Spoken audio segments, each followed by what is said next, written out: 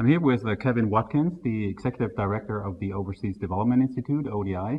Welcome to the German Development Institute. Thank you for having me. It's a pleasure to be here. Kevin, looking at the changing role of a think tank in the area of global development, what does this mean for the agenda of ODI? Well, you know, these are tremendously exciting times for think tanks in the UK and I think across Europe, because we live in a very fast-changing world. We're seeing emerging global challenges in areas like trade, in finance, in climate change. We have a huge unfinished agenda in poverty reduction relating to the 2015 goals. And we live in an era, I think, where the public have lost confidence in politicians and institutions.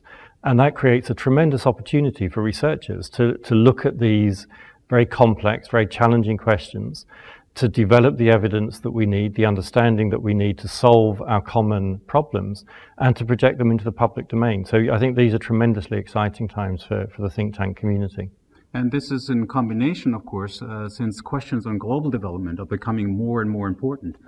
Do you think that research teams in think tanks such as the ODI or the German Development Institute are still in the right setting, or do we need to develop new strategies for our research? Well, I think we need to change the way that we think about development. As you said, this is a tremendously important time for development, but traditionally when people think about development, they think of poor countries and rich countries. So they divide the world into two. They often think of Africa and Europe, for example.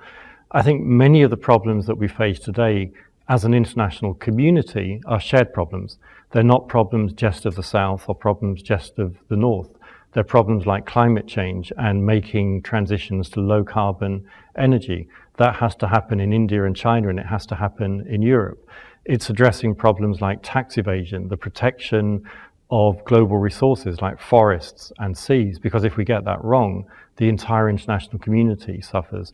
So I think increasingly development, what we used to call development, is actually about tackling our shared problems. It's about setting our own house in order in the world's richest countries. And of course, it's about solidarity with the world's poorest people. So, you know, I think the old narrative of North versus South, those days have gone, but these are tremendously exciting times. You just mentioned the shared problems, and then of course my final question, let's focus on the post-2015 agenda, because this is what it's all about. What is your perception of the process, and which kind of results would you like to see?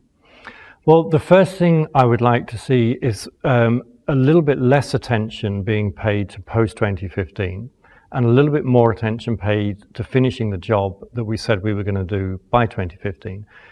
We still have over 1 billion people in poverty. We have over 50 million children who are out of school. We have 7 million children who die before the age of 5.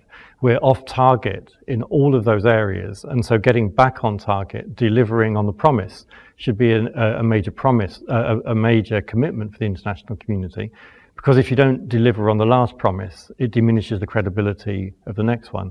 I think looking ahead, we really have an opportunity to eradicate extreme poverty and extreme deprivation like hunger. You know, we have an opportunity to eliminate unnecessary child deaths, to get all children into school. But in order to achieve those goals, the context has changed from the period when the Millennium Development Goals were set. It's not just about aid anymore. It's about a fair taxation system. It's about a resilient global financial system. And it's about tackling shared problems in areas like climate change and the transition to low carbon energy.